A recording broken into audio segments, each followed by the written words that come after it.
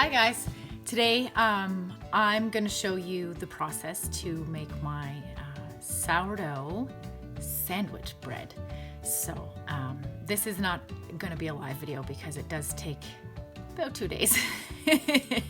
So thanks for joining. It's a multi-step process and it takes quite a few hours in between because of the fermentation process. So I'm going to start with the day one and show you what you do to get started, and then we're going to use the magic of technology to show you how to do it in time lapse. So thanks for joining and let's get started. So for sourdough, the easiest way you will find a kitchen scale is much simpler for some of the recipes. Just simply if you weigh out all of your ingredients using a scale, then you know that your hydration ratios are correct. So I got this kitchen scale as a wedding gift long time ago from my friend Jill. Thank you, Jill. And it has been one of the best things in this kitchen ever. So for sourdough, one of the key, most important parts is your balance of moisture and dry ingredients. So the beginning stages, you want to take your starter, which is what we have in here. So you want to measure out equal parts starter, flour, and water. So I have measured out my starter. When we're not actively feeding her name is June, she lives in a jar in the fridge. And when it is time, when we do decide that it's time to make bread, depending on your recipe, some recipes don't require it to be actively fed. But if you're gonna do like an artisan loaf, and I prefer how June behaves in this recipe if she has been recently fed. So when you're reading a sourdough recipe, if it does say active starter, that means that it has been fed within the last 8 to 12 hours so that it is actively fermenting. So we have measured out our starter in here, and we're going to add equal parts of water. So I am just using water out of the kettle that's been previously boiled. As long as you're not using like straight up chlorinated tap water, you should be okay. I mean, if all you have is straight up chlorinated tap water, then maybe try and boil it first. We do use filtered water. We have one of the big jugs, but it's just easier. It's in the kettle there, so I grabbed the kettle. And then I'm gonna stir the starter with the water just to kind of break up the starter in there so that when I do add the dry ingredients, they come together better. So there we go. And then we're going to add equal parts of unbleached white flour. I find when I make the loaves, you can use other kinds of flour, and unless you're making a gluten-free one, again, I can share some recipes, but I don't have a lot of experience with actually making a gluten-free sourdough starter.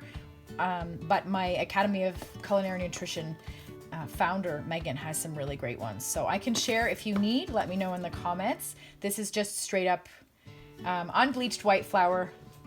We don't mind gluten in our house, so I don't mind using it. You want unbleached. This actually, what we have is organic as well, simply because bleaching takes even more stuff out. I mean, white flour already has all of the germ and everything removed, but I find the wild yeast works better with the white flour, so it's easier to use for a starter. It gets the job done faster. I do use whole wheat and 7-grain flours in the bread, but I find I get the best rise, the best action if I use white flour in my starter, and then I add the whole wheat flours into the first autolyse. So, and then what you want to do is make sure it's really well combined. You do need a fairly sizable container when you feed because its volume expands, right? as it bubbles and ferments, you're going to see that it grows. So this bowl might spend most of the afternoon just being pretty much full. But my general rule of thumb is... The thing from your friend crossed up. Oh, good. It is? My general rule is choose a container that's like 4 times the size of the starting volume of your starter, so that you have lots of room to expand. And you can probably see that this bowl is not that big. So we might see what happens here later on today. But you want to really, really combine all of this. You don't want any dry lumps. You want everything to be equally wet, so that you don't end up with these dry pockets in there. And it behaves better if you make sure everything is really well combined.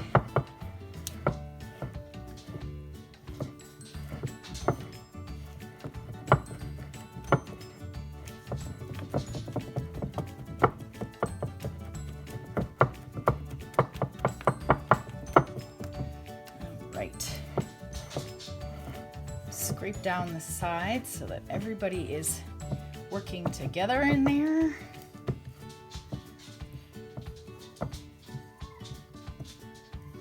Now, this part is important because you're working with wild yeast that is actively fermenting. The reason I say you want a significantly larger container is that you are going to put a tight lid on there.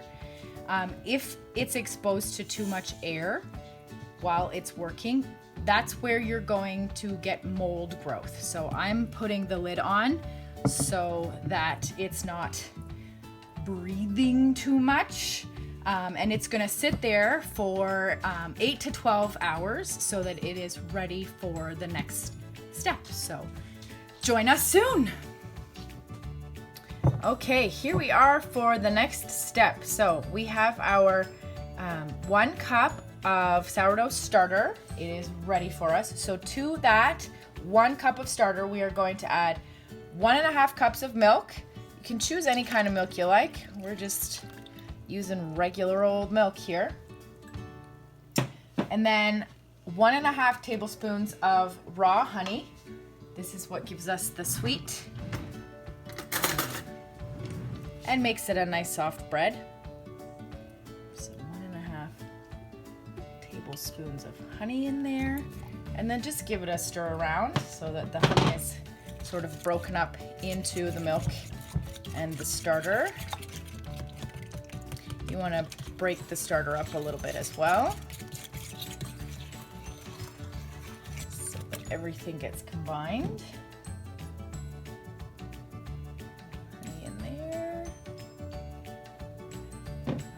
I like the honey. I use honey in my pizza dough as well. It just gives it a nice soft texture, a slightly sweet flavor without too much overwhelming sweetness. It works nicely with the wild yeast in your starter, so it helps give you that nice fluffy sandwich bread texture that we're going for here. Keep stirring that around until it looks like the honey is nicely broken up in there. And then the last part of this step anyway is that you're going to add 3 cups of flour. So I have a combination of flours here. I have 1.5 cups of all-purpose unbleached organic white flour, and then I have 1/2 cup of 7 grain and a cup of whole wheat, hard whole wheat flour. So again, that gives us a nice sandwich bread texture. If you wanted to use all whole wheat, you can. I just find that a little bit of the all-purpose white flour helps with the fluffy texture. Whole wheat absorbs more moisture, so it changes your hydration ratios, and it makes for a denser bread, which is fine. If you're looking for a more dense bread, go for it. And then we just want to mix everything together here until it's this loose, shaggy, sloppy looking dough, basically. Make sure everybody is mixed in here. A nice big bowl helps this process as well, so that it's easier to mix. Use a heavy glass bowl. You don't want to use plastic. All right, so that is our shaggy ball of dough. And then you're gonna cover it tightly. So we use silicone lid covers. And make sure that it's nice seal there. And let it sit for about 8 hours. You're gonna want a minimum of 6, probably 8 or overnight is usually best. And it will have probably tripled in size by that point. So we'll see you back here in about 8 hours. Thanks. Okay, welcome back to Sourdough Bread Loaf 101, Sourdough Sandwich Loaf 101. So after our dough has rested overnight, 8 hours or overnight is generally what we say, we're going to knead it. So to our dough, we're going to add a teaspoon of baking soda. So I'm gonna put them in here. So 1 teaspoon of baking soda and half a teaspoon of sea salt.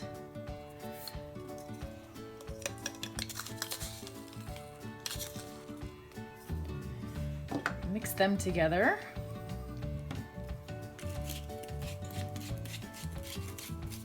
And what you're gonna do is actually put the last half cup of flour onto your surface. Flour your hands a little bit and actually dump your dough. So there's your dough. You can see that it's doubled for sure as it sat overnight. And you're gonna dump the dough into the flour. This is where the extra flour comes in, so that you can combine it into the dough and not have the dough stick to your hands.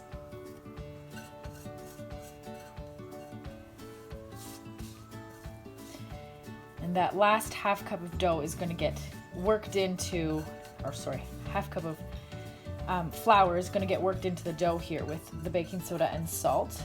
And the thing I love about this recipe is that this is the most hands-on part of the whole process, which is awesome. This is a pretty easy recipe to do. So we're just gonna mix that salt and baking soda together so that it's easier to knead in. Sprinkle that over your dough and then just start working it into the dough. And you want to knead the dough until most of this flour gets worked into it. Okay, so this is your hands-on part here. Is this part. I've never done this using a dough hook on a mixer. I've always just done it by hand. There's something cathartic almost about kneading dough by hand. It reminds me of being in my Nana's kitchen, kneading things with her, biscuits and bread and all kinds of things. So just keep working until the dough it's soft, and there's no like really wet parts. So push it out a little bit, and if it still seems really wet in there, just work that flour right in there. You may not get the whole last half cup to work into the dough, that's fine. But you do want it on your surface just so that you're not sticking. I'm using just the Epicure's baking mat here, to keep the mess contained so it's not all over the table. And then I can just pick it up, and any flour that isn't incorporated I just can put into the compost. You don't want to put it back into your box of flour there because it will be moist from your dough, but it can go into the compost. So just keep kneading away. You'll see that the flour just kind of comes together in this dough. You can definitely smell the honey that helps give it its slightly sweet flavor, and it helps, it works with the milk and the wild yeast in the sourdough starter to fluff this bread up so that it does have that nice sandwich bread texture. So that looks pretty good to me. Now what we're gonna do is just give it a quick pre-shape. With any bread dough, you don't want to try and shape it in its final shape just yet. Because we've just kneaded it, we want to give it about half an hour to rest to let the gluten relax again. Otherwise, you're going to end up with a really chewy loaf that doesn't rise the way you want. So give it a little bit of a pre-shape there, and then cover it back up. I'm actually going to cover it back up with the bowl and let it rest for half an hour, and it will, you'll see when we come back, it will double in size again. It's probably going to take up the whole surface underneath that bowl, but the bowl helps keep the moisture and a little bit of warmth in there so that it will relax the gluten down and it will fluff the bread back up. So we will come back to this in about half an hour after it's had a chance to rest. Okay, welcome back. We have let our bread rest here for half an hour, and you can see inside the bowl here that it has definitely doubled again and has taken up the whole size of the bowl. Now it's going to be the trick getting it out of there. There we go. That's a little stickier than I anticipated, but whatever. So this is going to be this is essentially the second last step. This is your final shaping. So what you actually want to do is flip your ball that you had sitting there. This is where Matt has a little extra flour on it. It's good. So flip your dough, and then basically you're going to make it into an envelope. So pull the bottom up and then wrap the sides over, and then bring the top down so that you have this nice little pouch essentially. And then you're going to put it into an oiled pan. The oil helps to make sure that it's not going to stick. So then you want to take the seam side down and put that in your oiled pan. And this is what's going to give you that nice rounded bread loaf shape. So the dough is in your pan, and now this is my last little secret tip for the final rise. We're a big waste not, want not household here, so we're gonna use an old bread bag it's been kicking around from bread that we purchased. Put your dough in the pan, in the bag, and then basically tent the air in there. Trap as much air as you can. Give it a twist, and then just use whatever you've got hanging around to hold that twist in place so that the bag gives the loaf plenty of space to rise.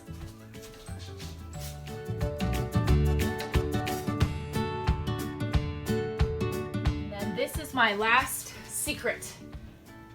Turn the light on in your oven and set your bag in the oven. Now, the only thing you have to remember now, so you can see it in there, the heat created by just having the light on is slightly more than warm room temperature. So this gives you kind of the perfect setting for the final rise of your bread. So the only thing you have to remember now is that this is a plastic bag. So before you start preheating your oven, you're gonna have to take this out again. And I will show you that next step shortly. So the closed oven with the light on for about an hour for your final rise, and then we will come back for the last step.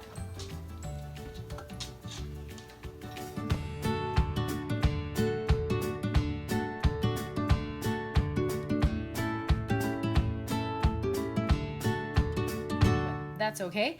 It is now ready to go into our preheated oven at 400 degrees. And we're going to bake it for about 20 minutes. And then it will be ready to go.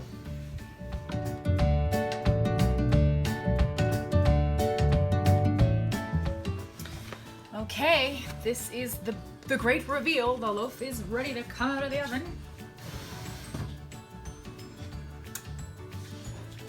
So there we have it. Now, if you prefer a slightly darker crust, you can leave it in a little bit longer, but I wouldn't recommend too much longer.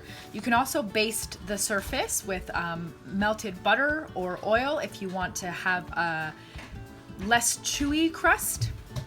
We're gonna leave it in the pan like this for at least half an hour to let it cool a bit before you try and take it out of the pan, and then you will have to fight temptation and let it cool completely before you try to slice it if you can, simply because if it's not completely cooled, you may crush the loaf or just tear it by trying to slice while it's still hot. And I know that is the main issue, is not slicing into the nice, fresh, hot out of the oven bread. So that is our easy, hands-off almost sourdough sandwich loaf. So thanks for joining.